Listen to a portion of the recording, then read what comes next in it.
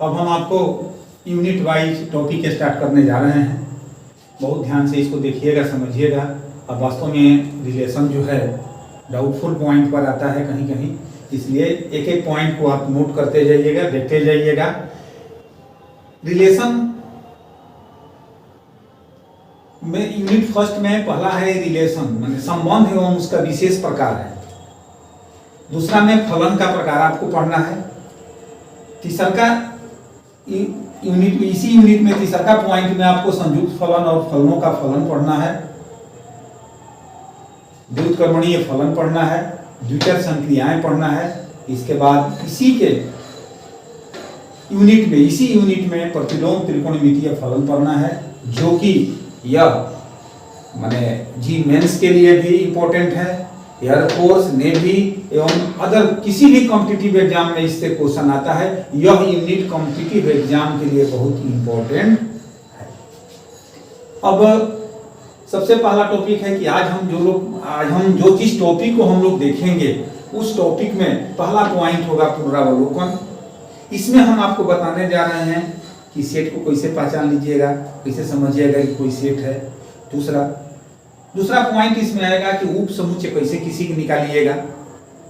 तीसरा पॉइंट इसमें आएगा कि कार्तीय गुणन, जिससे कि संबंध संबंधित है, उसको कैसे आप निकालिएगा। यह पुनरावलोकन में होगा। इसके बाद संबंध में आते हैं तो संबंध में दो प्रकार का संबंध होता है। एक समुच्चय से दूसरे समुच्चय में संबंध, और दूसरा होता है समुच्चय ए में संबंध। तो एक समुच्चय से दूसरे समुच्चय में संबंध आपने 11वीं के कक्षा में पढ़ लिया है, जिस पर कि हम हल्का हिंट देकर ऑब्जेक्टिव के लिए आगे बढ़ जाएंगे। और इसके बाद हम आपको चर्चा करेंगे समुच्चय ए में संबंध, जो कि टोटली 12 का टॉपिक है, जैसा कि हमने इंट्रोडक्शन में लिख दिया है। अब हम पुनरावलोकन स्टार्ट करने जा रहे हैं। एक बार फिर से समझ लीजिए, यहाँ दिया है A = ABC।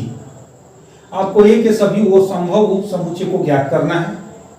तो हमने फॉर्मूले में लिखा है कि 2⁴Na। अब यहाँ पर आपको समस्या होगा कि Na क्या है। इसके लिए आपको 11th के टॉपिक में जाना पड़ेगा।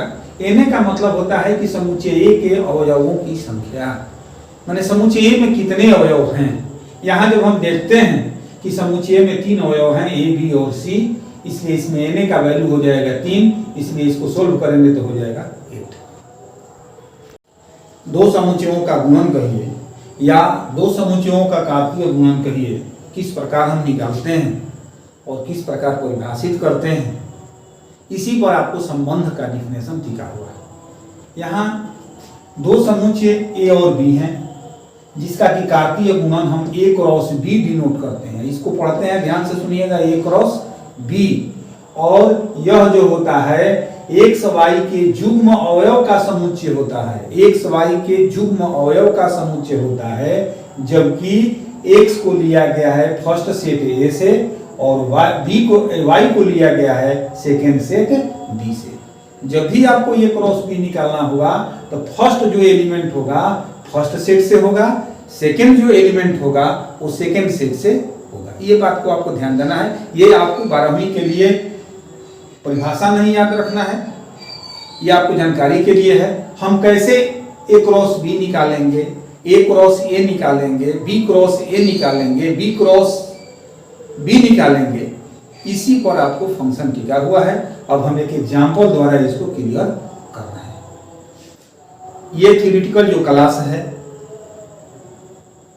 संबंध का, रिलेशन का, थोड़ा थ्योरेटिकल कॉन्सेप्ट में आपको लगेगा कि दिक्कत हो रहा है, लेकिन मैथमेटिकल टर्म में आपको दिक्कत नहीं होगा। समझाना हमारा काम है। 1 बार 2 बार 3 बार में हम आपको समझाएंगे। अगर समझ में आता है तो आप, जैसा भी समझ में आता है उसको आप कमेंट बॉक्स में कमेंट जरूर कीजिएगा। अब यहाँ पर हम आते हैं एग्जाम्पल लेकर के।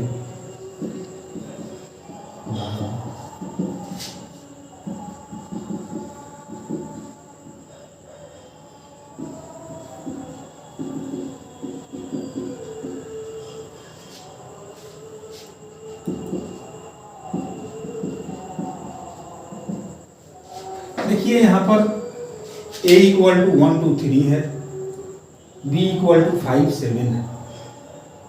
कोई कहता है कि आप A × B निकालिए, तो सबसे पहला काम है डायरेक्ट भी आप निकाल सकते हैं और नियम से भी निकाल सकते हैं। पहले आप नियम से देखिए, इसके बाद हम डायरेक्ट आपको सिखा रहे हैं। पहले नियम का अर्थ होता है कि ए के जगह पर यहां रखिए ए का वैल्यू, क्रॉस का साइन दीजिए, बी के जगह पर रखिए बी का वैल्यू और इसको पेयर में बनाइए। इसके फर्स्ट एलिमेंट को इसके दोनों एलिमेंट के साथ पेयर बनाइए। जिसे मान लीजिए 1 है तो 1 के साथ 5, 1 के साथ 7, 2 5, 2 7, 3 5, 3 7। फिर आपको समझा दे रहे हैं कि ए क्रॉस बी अगर निकालना है तो 1 2 3 ए का वैल्यू हो गया, क्रॉस का चिन्ह है, बी का वैल्यू 5 7 हो गया। अब हम इसको लिख रहे हैं सेट में, तो 1 एक उठाएंगे, फर्स्ट एलिमेंट उठाएंगे फर्स्ट सेट का और इसके साथ दोनों का पेयर बनाएंगे। जिसे मान लो यहाँ 5 है यहाँ 7 है, तो 1 के साथ एक बार 5 बनेगा और फिर 1 के साथ एक बार 7 बनेगा। उसी तरह से फिर सेकेंड एलिमेंट को उठाएंगे, 2 के साथ एक बार 5 को रखेंगे, 2 के साथ 7 को रखेंगे, 3 के साथ 5 को रखेंगे और 3 के साथ 7 को रखेंगे। अगर इस सिस्टम में आप देखिएगा तो आपको कहीं भी छूटने का संभावना नहीं होगा और गलती नहीं होगा कहीं भी। फिर आगे हम चलते हैं। सपोज करो कि आपको ये क्रॉस ए निकालना है, तो फिर हम वही काम करेंगे 1 2 3 क्रॉस 1 2 3, फिर फर्स्ट का फर्स्ट के साथ 1 1 1 2 1 3 2 1 2 2 2 3 3 1 3 2 3 3। फिर यहां देख लीजिए कि ये क्रॉस ए निकालना है, तो 1 2 3 1 2 3, 1 के साथ 1, 1 के साथ 2, 1 के साथ 3 का पेयर हो गया, 2 के साथ 1, 2 के साथ 2 और 2 के साथ 3 का पेयर हो गया और इसको सेट में लिख लेंगे। उसी तरह से आपको बी क्रॉस ए सपोज करो निकालना होगा, तो सिमिलरली आपको पॉइंट है 5 7 पहले लिखाएगा 1 2 3, इसके बाद हम 5 के साथ 1, 5 के साथ 2, 5 के साथ 3, 7 के साथ 1, 7 के साथ 2 का पेयर करेंगे और 7 के साथ 3 का पेयर करके और हम इसमें आंसर कर देंगे। इसी प्रकार से यू कैन फाइंड, आप पता लगा सकते हैं कि बी क्रॉस बी कैसे निकालिएगा। तो फिर बी को बी के साथ मल्टीप्लाई करके आप निकाल सकते हैं। इसमें भी कुछ याद रखने का पॉइंट है, याद रखना है। याद रखें, पहला चीज A cross B not equal to B cross A. दूसरा पॉइंट याद रखना है कि A cross B is equal to n B cross A. Example में आप देख सकते हैं कि ए क्रॉस बी और बी क्रॉस ए दोनों इक्वल नहीं है, लेकिन एन लगने का मतलब हो गया कि नंबर ऑफ एलिमेंट, संख्या। तो संख्या इसमें देखिए 1 2 3 4 5 6 है, इस पे भी देखिएगा तो 1 2 3 4 5 6 है, नंबर इसका बराबर हो गया। उसी तरह से यहाँ पर थर्ड पॉइंट में याद रखिएगा, स्टार पॉइंट में ऑब्जेक्टिव में पूछा जाएगा, अगर एन ए क्रॉस बी निकालना है तो सीधे एन ए और एन बी का क्रॉस कर दीजिएगा, आंसर आ जाएगा आपका। इस पर आप एग्जाम्पल देखो, A equal to 1 2 3, B equal to 5 7, यहां एन ए इक्वल टू 3 एवं n B equal to 2, therefore n A cross B equal to n A n B. Intermediate का ऑब्जेक्टिव में पूछा जाएगा, जिसे सपोज करो कि एग्जांपल है ए इक्वल टू दिया है 1 2 3, कुछ भी दिया रहे, ए बी सी दिया रहे, पी क्यू आर दिया रहे, एक्स वाई जेड डब्ल्यू दिया है, कुछ भी दिया है, बी इक्वल टू समथिंग दिया है। तो सबसे पहला आपका काम है कि एन ए निकाल लीजिए कि नंबर ऑफ एलिमेंट ऑफ ए क्या है, माने ए में कितने एलिमेंट हैं, कितने अवयव हैं। तो गिनने की बात है 1 2 3, ये 3 देख करके नहीं पता लगाना है, इसको काउंट करना है क्या एलिमेंट है। इसीलिए हम हो गया। इसके बाद से बी में देखना है कि कितना एलिमेंट है, 2 एलिमेंट है। डायरेक्ट अगर ऑब्जेक्टिव करना है तो दोनों की संख्या से मल्टीप्लाई कर देंगे, ऑब्जेक्टिव हो जाएगा। यही सब कुछ के लिए किसी क्वेश्चन को आपको ऑब्जेक्टिव में दे दिया, आपको 3 सेकंड में बनाने हैं क्वेश्चन को, तो आप कैसे बनाओगे? ठीक इसी क्वेश्चन को ऑब्जेक्टिव के लिए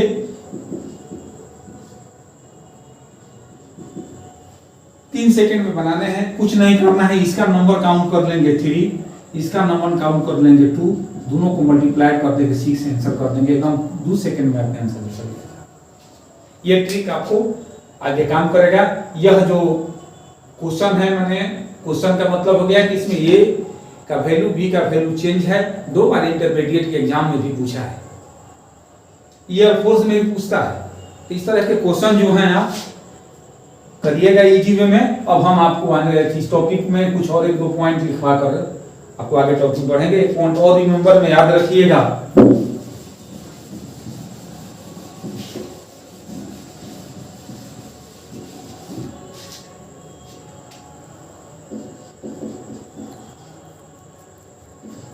ए क्रॉस बी के संभव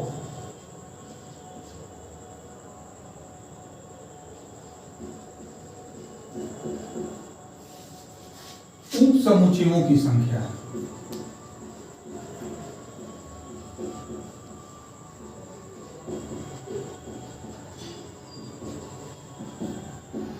टू का पावर Na इंटू Nb हम VVI है। और कंपटीशन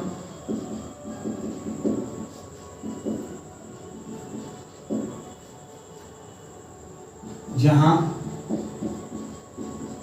Na इक्वल टू ए के अवयवों की संख्या, Nb इक्वल टू बी के अवयवों की संख्या। इस पर एग्जाम्पल एक ले लीजिए, क्योंकि VVI है, कंपटीशन में भी आएगा, ऑब्जेक्टिव में भी आएगा, इंटर में भी पूछ देगा, कहीं से कहीं क्वेश्चन पूछा जा सकता है। जब आप 85% के ऊपर मार्क्स के लिए पहुंचिएगा तो यही जो आपका यूनिट है आपको मदद करेगा 90+ मार्क्स उठाने में। और इस टॉपिक को अगर आप छोड़ दीजिएगा तो बिलो 75 में आप आ जाइएगा। इसलिए इसको ध्यान से देखिएगा, कहां से क्वेश्चन पूछेगा, आप हर जगह के लिए प्रिपेयर रहिए। अब यहां पर एग्जांपल हम आपको देने जा रहे हैं। क्वेश्चन प्रॉब्लम,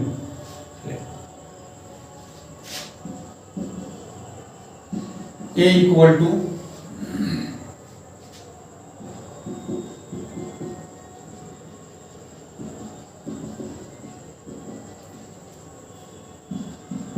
तो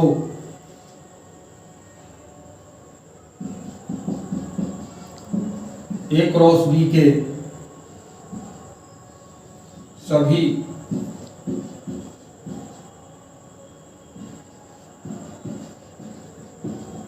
ऊंचाइयों की संख्या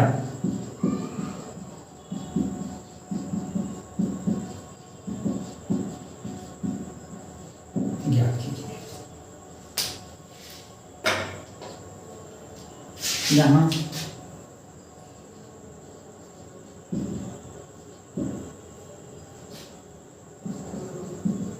ए इक्वल टू ABC, इसलिए Na equal to 3, B equal to XY, therefore NB equal to 2।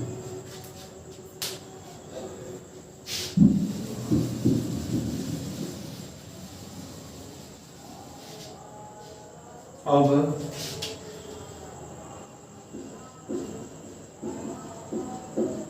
हम जानते हैं कि ए क्रॉस बी के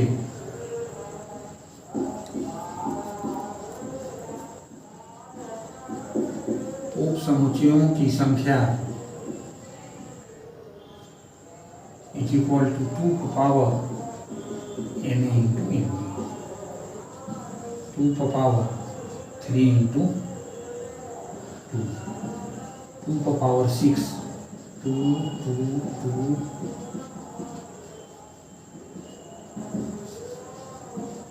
60। फिर एक बार आप समझ लीजिए इस बात को। देखिए यही क्वेश्चन को अगर समझ लीजिए, यहां दिया गया है A equal to ABC and B equal to XY। सबसे पहला काम है इन्हें निकाल लीजिए। ए में कितने अवयव हैं, कितने एलिमेंट हैं। इसे मान लीजिए कि A, B और C 3 एलिमेंट हैं, तो इसको 3 कर दिए। B में कितने एलिमेंट हैं, तो B में 2 एलिमेंट हैं, तो MB इक्वल टू कितना हो गया, 2। अब आप क्या करिएगा कि जो हम आपको फॉर्मूला लिखवाए हैं कि 2 पावर Na इंटू NB, फॉर्मूले को आप लिख लीजिए। Na और NB के वैल्यू को रख दीजिए और सीधे आप क्या करिए, इस सोल्व करके इसका रिजल्ट निकाल लीजिए। ये तो मान लीजिए कि 2 मार्क्स में क्वेश्चन आ जाए तो आप लिख सकते हैं। हो सकता है कि क्वेश्चन 2 मार्क्स में रुक मारते, तो उस समय कहिएगा कि सिलेबस का बाहर का हो गया। तो सिलेबस का बाहर का क्वेश्चन नहीं है, सिलेबस से रिलेटेड का क्वेश्चन है। क्योंकि संबंध का पहला ही परिभाषा है कि A और B के सभी संभव उप समुच्चय A से B में एक संबंध कहलाते हैं। तो उससे तो यहाँ रिलेटेड है, तो यहाँ से तो क्वेश्चन पूछा जाएगा। अब आप कह दीजिएगा, आपका टीचर कह देगा कि सिलेबस का बाहर है, तो नहीं, आपको हायर मार्क्स के लिए सब पॉइंट को ध्यान में रखना जरूरी है।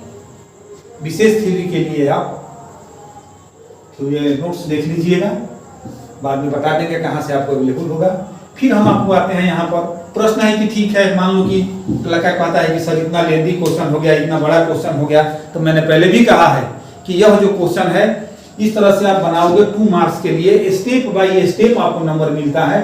यहाँ एक स्टेप पर यहाँ तक निकालोगे AB, तो यहाँ पर 1 मार्क्स मिल जाएगा। फॉर्मूले और इसको सॉल्यूशन करोगे तो 1 मार्क्स मिल जाएगा, 2 मार्क्स मिल जाएगा। किसी स्टेप को छोड़ोगे, आप डायरेक्ट यहाँ लिखोगे तो 1 नंबर देकर के एग्जामिनर आगे बढ़ जाएगा। इसलिए अगर मान लीजिए कि ऑब्जेक्टिव में आ जाए, तो ऑब्जेक्टिव में आपको समय बचाना है। जब समय बचाना है उसमें, तो यहाँ पर आपको दिमाग लगाना है, और दिमाग नहीं लगाना है, डायरेक्ट यूज करना है। जिससे सपोज करो कि ऑब्जेक्टिव में आपको यही क्वेश्चन को आपको देना है, तो जब क्वेश्चन को देना है तो यहाँ पर A इक्वल टू, आप पहले ही क्वेश्चन में काउंट कर लिए हैं, ABC है, तो यहाँ पर सीधे M का वैल्यू 3 रख दीजिएगा और याद रखिएगा कि M क्या है, Na हो गया।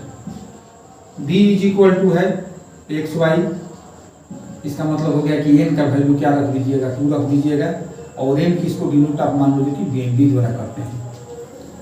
सीधे आप क्या करिएगा कि संख्या निकालना है, तो सीधे संख्या लिखिएगा 2 पावर, दोनों को मल्टीप्लाई कर दीजिएगा और डायरेक्ट कर दीजिएगा इसको 64। 2 से 3 सेकंड में क्वेश्चन बन जाएगा। ठीक है, यहाँ आपको यही आपको देखना है कि शॉर्टकट हम कैसे चलेंगे। ऑब्जेक्टिव के लिए नो रेगुलेशन, ऑब्जेक्टिव के लिए जितना आप हाई जंपिंग करके भागिए वो सही रहेगा, लेकिन 2 मार्क्स और 5 मार्क्स के लिए आपको जरूरी है कि सिस्टम में क्वेश्चन को बनाइए, किस स्टेप के बाद कौन स्टेप लिखिए, यहीं पर आपको नंबर दर्शाएगा और आपका टैलेंट को दर्शाएगा कितने आप ब्रिलियंट हैं, और एग्जामिनर मूड बना लेगा कि 90+ में आपको ले जाना है, नहीं तो सब नंबर कट जाता है। यही देखा गया है एग्जाम में। इसके बाद हम आपको आते हैं सीधे टॉपिक पर संबंध। यहाँ पर एक क्वेश्चन हम आपको देने जा रहे हैं। क्वेश्चन में है कि यदि A इक्वल टू ABC है, B इक्वल टू XY है, तो आपको जांच करना है कि क्या R equal to AX, AY, BX, CX A से B में एक संबंध है। यह क्वेश्चन ऑब्जेक्टिव में भी पूछा जा सकता है। खुद विकल्प देकर कहेगा कि चुनिए कि A से B में संबंध है, A से B में फलन है, संबंध और फलन दोनों है, चौथा में दे देगा इसमें से कोई नहीं है। क्वेश्चन को बहुत तरीके से घुमा सकता है, अभी हम उस पर बाद में आएंगे कि 2 विकल्प भी सही हो सकते हैं इसमें, ये आपको चल जाएगा कंपटीशन के लिए। तो सबसे पहला काम है कि जब आपको 2 मार्क्स में लिखना और 2 मार्क्स के लिए क्वेश्चन को सॉल्व करना होगा, तो आप क्या करिएगा। ऑब्जेक्टिव के लिए क्या करिएगा, ऑब्जेक्टिव के लिए तो समझिए कि कलम उठाने की जरूरत ही नहीं है। संबंध के क्वेश्चन को आंसर देने के लिए ऑब्जेक्टिव के लिए कलम उठाने की जरूरत नहीं है। 5-6 ऐसे ट्रिक हैं जिस पर कि आप 90% प्रॉब्लम को सॉल्व कर लीजिएगा, जो आगे हम चर्चा करेंगे जब सेट में आएंगे, प्रॉब्लम सेट में आएंगे। तो यहाँ पर आपको स्पष्ट है कि यहाँ देखिए ए का वैल्यू दिया है ABC, दिमाग में बैठा लीजिए। बी का वैल्यू दिया है XY, ए का वैल्यू दिया है ABC, बी का वैल्यू दिया है XY और R का वैल्यू दिया है AX, AY, BX, BY। सबसे पहला काम है कि R के पहले एलिमेंट में देखिएगा A, B, C, देखिएगा कि इसमें है कि नहीं है। एक कोई एलिमेंट इसके बाहर का होगा, सीधे लिख दीजिएगा कि संबंध नहीं है।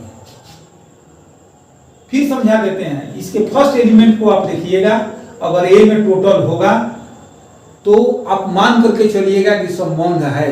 फिर क्या करिएगा, दूसरका को देखिएगा, दूसरका का भी एलिमेंट डी में देखिएगा है कि नहीं है। तो देखिए x y x x x y x x B में, तो सीधे लिख दीजिएगा कि r जो है ए से बी में संबंध है और एक सेकंड मेंशन कर दीजिएगा। दोनों में से किसी एक का भी कोई अवयव अगर ए या बी में नहीं होगा तो सीधे लिख दीजिएगा संबंध नहीं है। अब हम क्या करेंगे कि यही क्वेश्चन को 2 मार्क्स में अगर आपको सोल्व करना होगा तो यहाँ स्टेप पर नंबर आपको मिलेगा। स्टेपिंग होता है, कभी क्लास में हम आएंगे तो अगला क्लास में आपको हम मार्किंग स्कीम दिखा देंगे कि किस क्वेश्चन पर किस तरह से मार्किंग किया जाता है इंटरमीडिएट में, क्लासेज में, चाहे CBSE का हो चाहे बिहार बोर्ड का हो। तो अगला क्लास में हम आपको मार्किंग भी दिखा देंगे। सबसे पहला काम है कि इसमें कैसे स्टार्ट करेंगे। तो सबसे पहले आप एक क्रॉस बी निकाल लीजिएगा। इसके बाद से दिया गया एंड एवं R equal to AX, AY, BX, CX। पहला काम है कि आप सीधे, ये तो आपको क्वेश्चन में दिया गया है, A क्रॉस B निकाल लीजिएगा ना, A cross B equal to, ज्यादा आप मत जाइएगा, A क्रॉस B, A वाले को पहले B वाले को बाद में रख करके डायरेक्ट निकालिए। A क्रॉस B देखिए कैसे, AX, AY, BX, BY, CX, CY। जिसे मान लो कि यहाँ पर काउंट कर लो ABC, यहाँ पर कर दो XY। तो पहले AX, AY, फिर BX, BY, फिर CX, CY। काउंट कर लो, टेक्निकल टाइप में एकदम दिमाग में रखो, यहाँ लिख दो। तो क्या लिखोगे,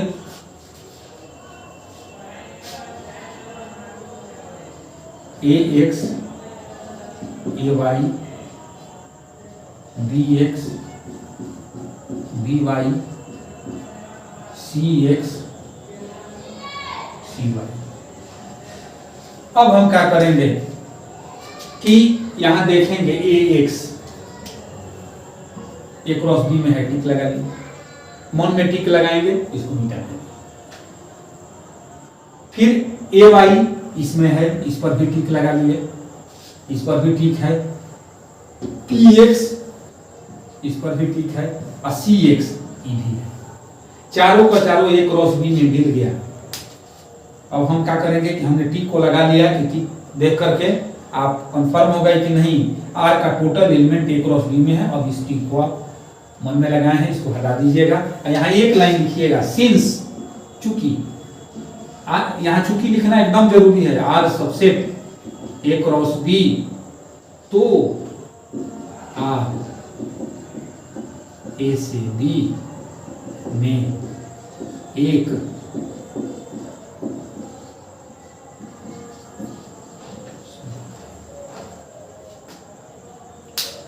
क्लियर हो गया। अब इसके बाद हम कुछ इसमें अवलोकनीय बिंदु दे रहे हैं, कुछ पॉइंट लिख रहे हैं, उसको डायरेक्ट याद रखिएगा। माने अगला कुछ आपको अवलोकनीय बिंदु, मुख्य बिंदु बताने के पहले मैं एक बार इसको और समझा देते हैं। इसके बाद भी किसी अगर स्टूडेंट को समझ में नहीं आता है तो कमेंट बॉक्स में अपना लिखिएगा। हम अगला वीडियो स्टार्ट करने के पहले इसको समझाने के बाद ही वीडियो स्टार्ट करेंगे। यहाँ फिर एक बार देख लीजिए, ऑब्जेक्टिव के लिए तो आपको एकदम क्लियर कॉन्सेप्ट में है कि कलम नहीं उठाना है, ए को लिखना है, बी को लिख लेना है, आर के फर्स्ट एलिमेंट को देख लेना है कि ए में होना चाहिए, टोटल कोई छूटना नहीं चाहिए। आर के सेकेंड पार्ट को जो है बी में होना चाहिए। अगर है कन्फर्म तो आप सीधे लिख दीजिएगा कि ये संबंध है या नहीं तो नहीं है। अब रह गया कि 2 मार्क्स में बनाना है, तो आपको देना है कि दिया गया है a equal to ABC, b equal to XY, r equal to A1X, AX, AY, BX, CX, ये दिया गया है। अब आपको काम क्या करना है कि A क्रॉस B निकाल लीजिए। हम इसीलिए पहले हिंट दे दिए हैं टॉपिक का कि A क्रॉस B निकालना है। 12 में A क्रॉस A निकालना है, A क्रॉस A भी निकालना सिखा दिए हैं, A क्रॉस B भी निकालना सिखा दिए हैं। कहीं से क्वेश्चन आपको A क्रॉस B से आया या A क्रॉस A से आया, कहीं से क्वेश्चन आया बना लोगे। तो A क्रॉस B निकालने का मतलब हो गया कि यहाँ पर एक टेक्निक बता दिए हैं शॉर्टकट से। ABC लिख दीजिए, A है तो A को ऊपर रख दीजिए, B है तो B को नीचे रख दीजिए, A को पहले दोनों से जोड़िए, एरो के निशान देखिए जोड़ा गया है, फिर B को दोनों से जोड़िए, फिर C को दोनों से जोड़िए, इसको लिख दीजिए। और इसके बाद अब R के एलिमेंट में पहला को देखिए, AX A क्रॉस B में है, AY A क्रॉस B में है, BX A क्रॉस B में है, CX A क्रॉस B में है। कहने का अर्थ हो गया कि R का total element A cross B में है, तो R जो होगा वो A से B में एक संबंध है। क्लियर? अब हम आगे कुछ अवलोकनीय बिंदु लिख रहे हैं।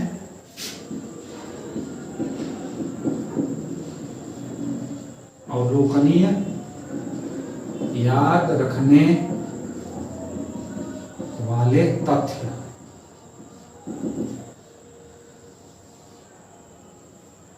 पहला पॉइंट, ए से बी में संबंधों की कुल। पहला तथ्य में आप याद रखोगे कि ए से बी में संबंधों की कुल संख्या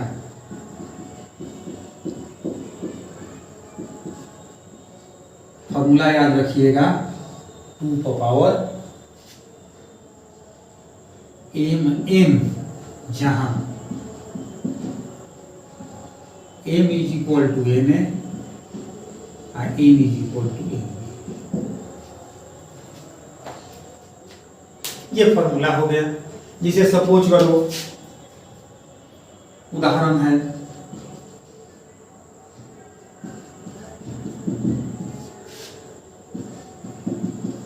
A equal to B equal to PQ, तो A से B में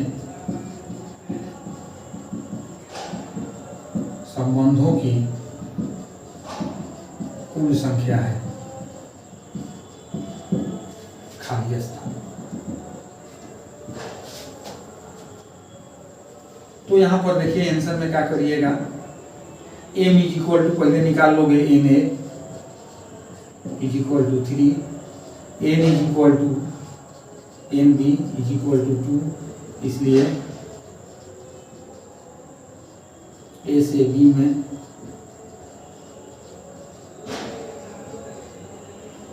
संबंधों की कुल संख्या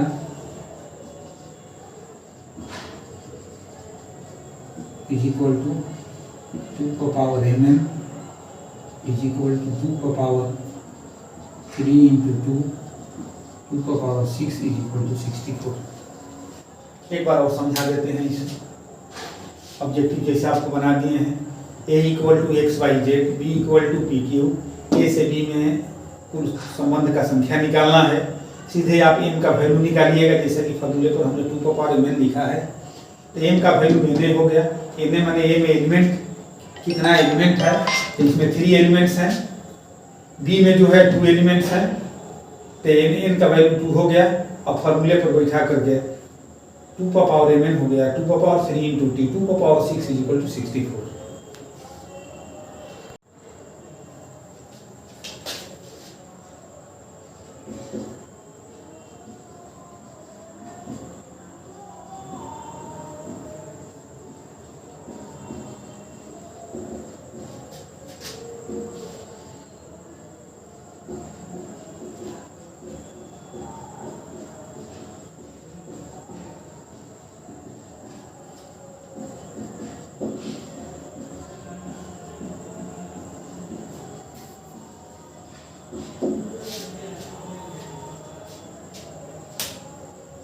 ठीक है,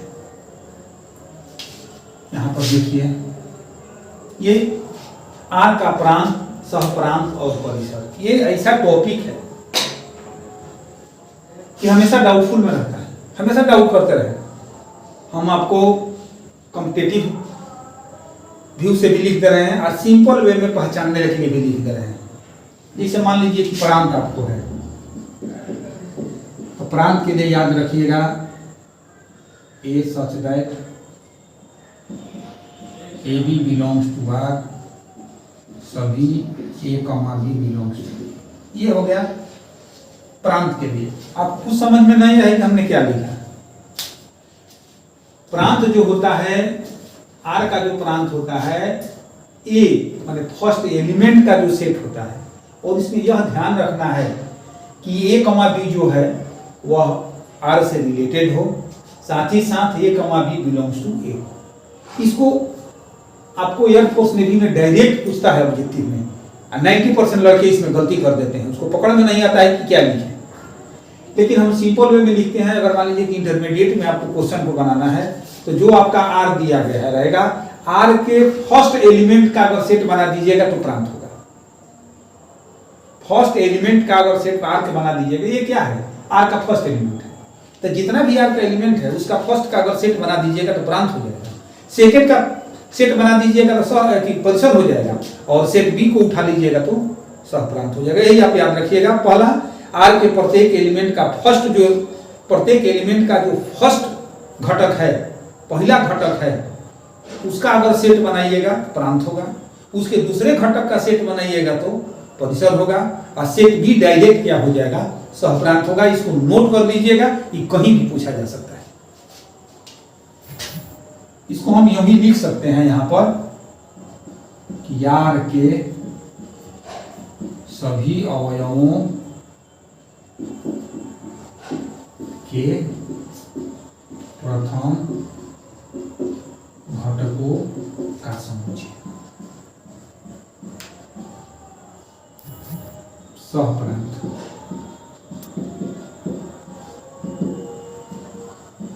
आर के सभी अवयवों के दूसरे घटकों का परिसर, घटकों का समुच्चय।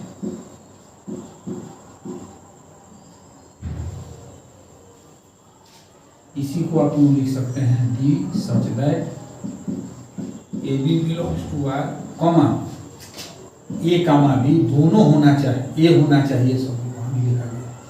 ए बिलोंग्स टू ए और बी बिलोंग्स टू बी। यहाँ भी आप प्रांत में भी सुधार लीजिएगा कि A belongs to A comma और बी बिलोंग्स टू बी।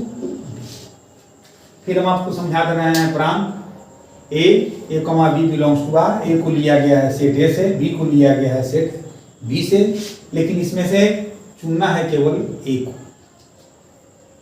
उसी तरह से परिसर में आपको बी को चुनना है। ए बी जो है आर में है, ए को लिया गया है ए से और बी को लिया गया है बी से। सहप्रांत।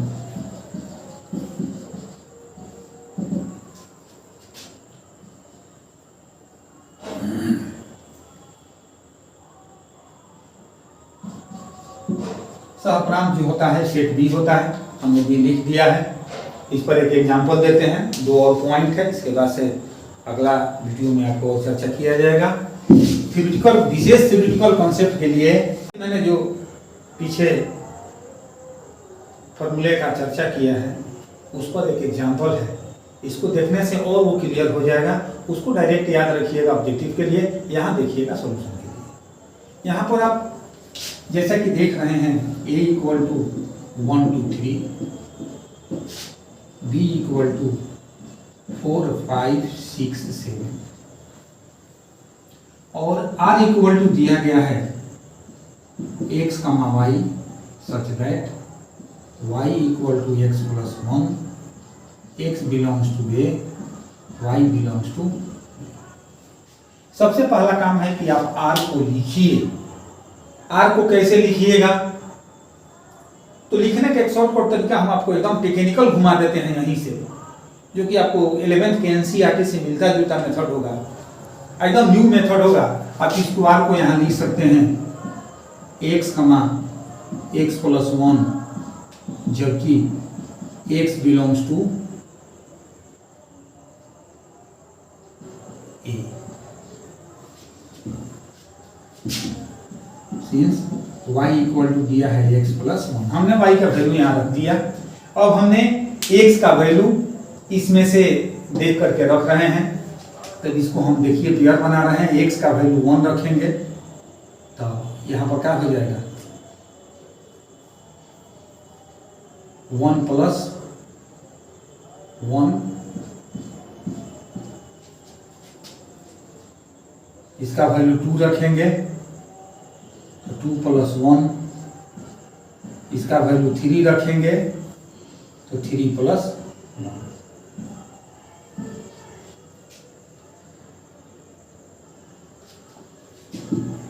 यहाँ हो जाएगा 1 2 2 3 3 4। यहाँ आप स्पष्ट रूप से देख रहे हैं कि आर का जो सेकेंड पार्ट है 2 और 3 वह डी में नहीं है। आर का द्वितीय घटक 2, 3 सदस्य नहीं है डी में, इसलिए आर इज इक्वल टू हो जाएगा 3 और 4। ये कितना टेक्निकल क्वेश्चन है, फिर समझा रहे हैं। यहां मार्किंग कर लीजिएगा। ए का वैल्यू दिया है, बी का वैल्यू दिया है, एक्स का वैल्यू दिया है, X comma Y such that Y equal to X plus 1, X belongs to A, Y belongs to B. अब हमने y का वैल्यू x प्लस 1 रख दिया, x बिलोंग्स टू a लेना है तो हमने x का वैल्यू यहां से 1 रखा तो 1 प्लस 1 हो गया, 2 रखा तो 2 प्लस 1, 3 रखा तो 3 प्लस 1, तो 1 2 2 3 3 और 4। अब यहां पर एक समस्या आता है कि यहां सेकेंड पार्ट में 2 और जो 3 है वह b में नहीं मिलता है, इसलिए दोनों एलिमेंट को हम हटाने के बाद से एक्चुअल आर को लिखेंगे। तो आर इज इक्वल टू हो गया 3 4, इसलिए आर का प्रांत हो जाएगा, कोयलिका का सेट बना दीजिए, आर का परिसर हो जाएगा, दूसरका का सेट बना दीजिएगा, आर का सह प्रांत हो जाएगा, बी को सेट बना दीजिएगा। ये क्वेश्चन है। यहां आप हमेशा डाउटफुल रहिएगा, इस मेथड में आप हमेशा डाउटफुल रहिएगा कि हम अगर मान लीजिए कि भूलवश यह चेक करना आपके दिमाग से निकल जाए तो क्वेश्चन गलत हो जाएगा। तो इसके लिए मैंने क्या किया है कि एक्स्ट्रा मेथड इसमें देख लीजिए, डायरेक्ट।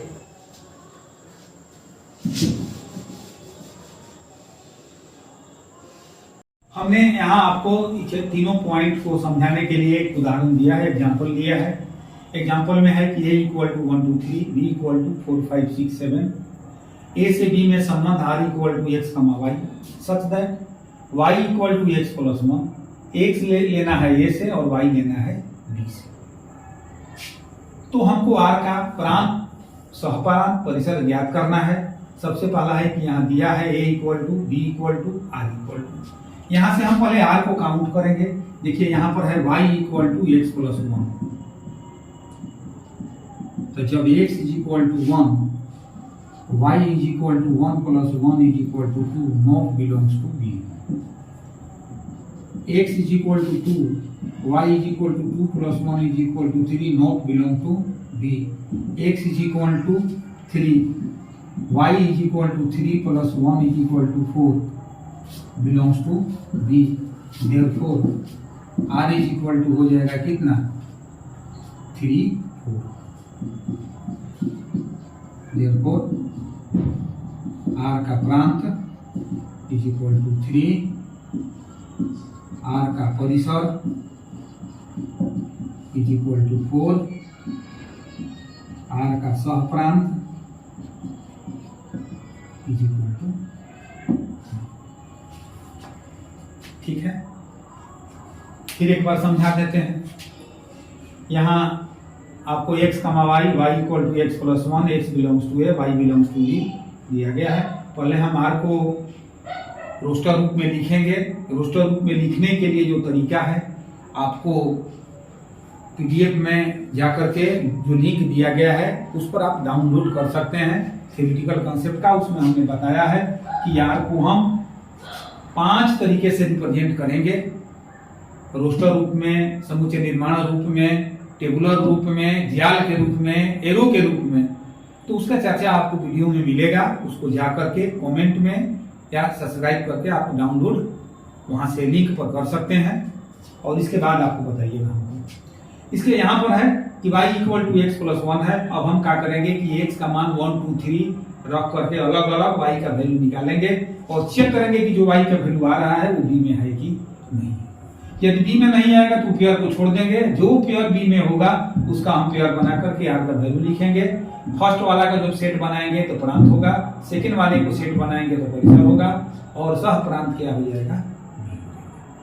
इसके बाद 2 टॉपिक में एक हल्का है कि हम रिक्त समुच्चय किसको कहते हैं, रिक्त संबंध किसको कहते हैं। तो जब r का वैल्यू i होगा तो उसको रिक्त संबंध कहते हैं, और जब r का वैल्यू a क्रॉस b होगा तो उसको हम क्या कहते हैं, सार्वत्रिक संबंध कहते हैं। ये 2 पॉइंट आप याद रखिएगा, ऑब्जेक्टिव के लिए लिख लीजिएगा।